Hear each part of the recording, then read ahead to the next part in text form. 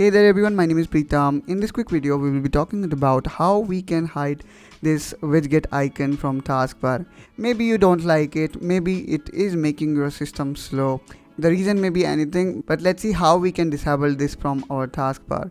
So without ado, let's get started. Okay, so the first thing you need to do is you need to press Windows button and now type settings. Now click on settings. Click on personalization.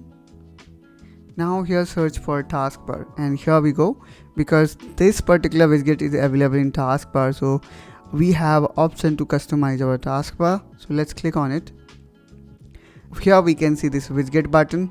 Just disable it. So in this way guys, we can easily disable the widget from our taskbar.